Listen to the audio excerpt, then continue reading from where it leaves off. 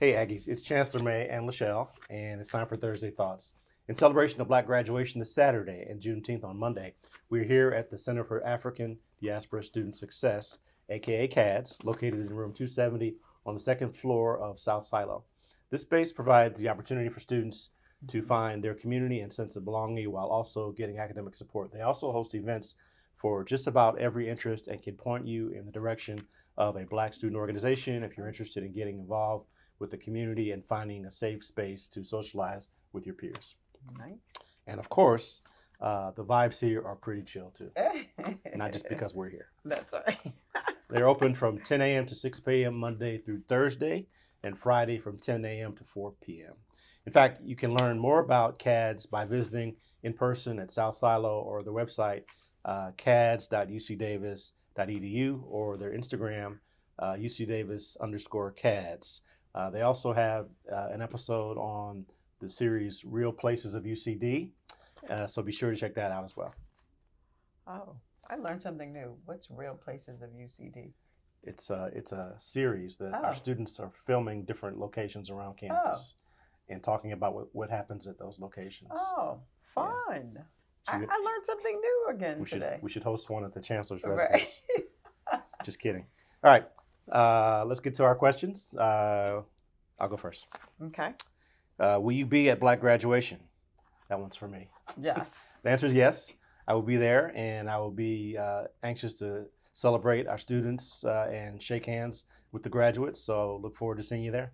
Nice. Will you be there? When is it? Saturday. This Saturday. This Saturday. Sure. I think. As long as it's not next Saturday. No, you'll be out of the country. I think, yes. right? No, out of town. Out of the city. All right. Can you, Chancellor May, talk about what's happening at UC Davis to make the Black student experience better? Yeah, sure. Many things. In addition to the center, which is a big part of that experience. Anything from recruiting. You and I go to high schools in person to recruit sometimes African American students.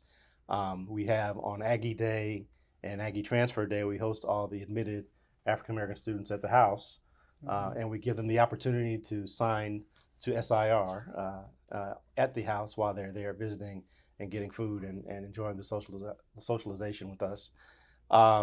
In terms of academic support, we have a new task force campus-wide for improving graduation rates and reducing achievement gaps.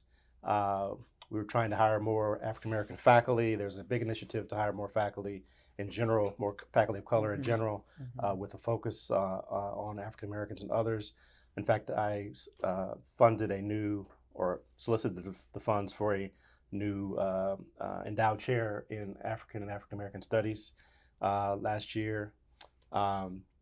If you want to go back further, we started the Office of Diversity, Equity, and Inclusion in 2018 under my leadership. And what else?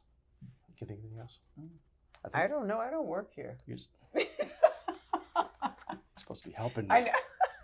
Anyway, we're trying to do all we can to make this environment healthy for the academic pursuits of our African American students, but also for their social well-being and mental health and all those things as well. Yes. Next question. Oh, I guess it's my turn. Okay. Did you have a place like CADSS when you were in school? Yeah, the answer is yes. When I was an undergraduate at Georgia Tech, we had the Office of Minority Educational Development, which was very similar in scope to CADSS. And we spent a lot of time there, and I was a tutor there, and lots of other things. Did you have a place at BU when you went to school? What was it called? I don't remember, because I was more involved with the National Society of Black Engineers. Yeah.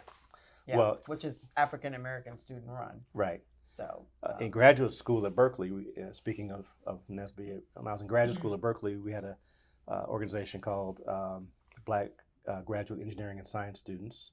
Right. And there was an undergraduate chapter of NSBE, Black Engineering Science Students Association, BESA, and they had an office where we hung out and got academic support, but also just really felt, a place we felt comfortable building community. So, so we've had places like this throughout my own academic career. So I think it's very important.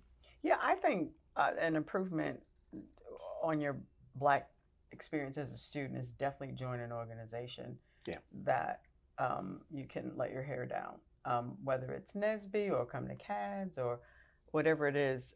That way you have a forum, like a place where people could just gather. Safe space. Safe space, right. That's what the campus word is. So I used to let my hair down. Yes, that's long time ago. Yes, so Your turn. Yeah. I'm sure I'm not the only one who wants to know where Chancellor May buys the shirts that he gets to wear on weekends. Not this shirt, the weekend shirts. The weekend shirts that appear on the social media posts. I think that's what they mean. Yes. I don't know if I should name the particular designer that I like, but there's a particular designer that I buy.